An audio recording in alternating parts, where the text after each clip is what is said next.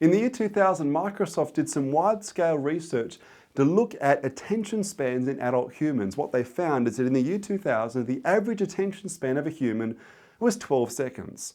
Now, when they repeated this in 2016, that had dropped from 12 seconds to a princely total of 8 seconds. Now, to put that in context, the average goldfish has an attention span of 9 seconds. So that gives you some sense of just how dire things have become for us humans, our capacity to focus, to be in the moment. You know, often when I'm speaking at conferences, I'll have people stand up if they've got more than 5 screens in their household, and I'll get them to count up not just how many screens they've got, tablet devices, smartphones, smart watches, the screen built into the dashboard of their car, televisions, laptops, not just theirs, but their spouse or their partner, all their kids.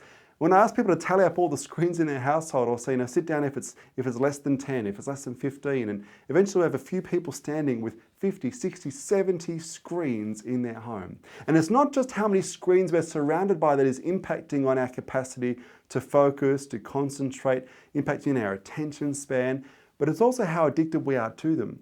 In fact, an app that I'd encourage you to download is an app called Checky, C-H-E-C-K-Y. Checky will monitor how often you check your phone every single day. For instance, how many times you reach into your pocket or your handbag, you switch on the screen, and you just scroll through stuff, often mindlessly, without purpose. And it's amazing, the average number of times that we check our smartphones every day is 120. Now, psychologists are talking about the danger of this from our mental health, how this is impacting our ability to focus, to be in the moment, how it's causing rising levels of stress and anxiety.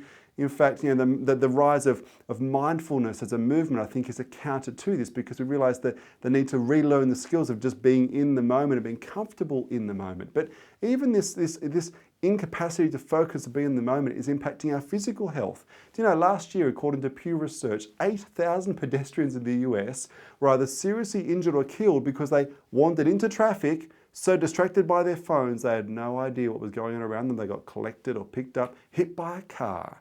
And so you think about the impact of this on our mental health, our physical health, and interestingly, it's actually more addictive. The technology, the media we're surrounded by is far more addictive than most of us even realize.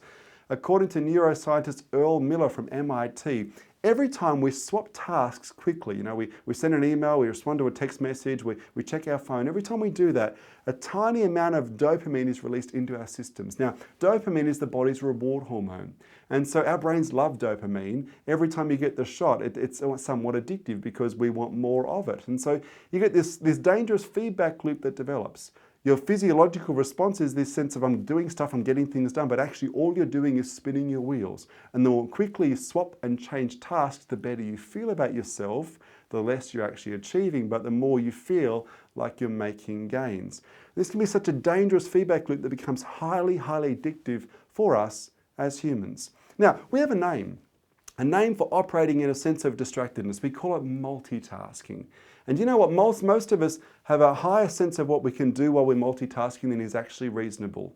The data is pretty compelling. People who multitask are 40% slower and make far more mistakes than people who just focus on the task at hand and follow it through till completion. It's a famous old Russian proverb which says that people who try to chase 2 rabbits will catch neither.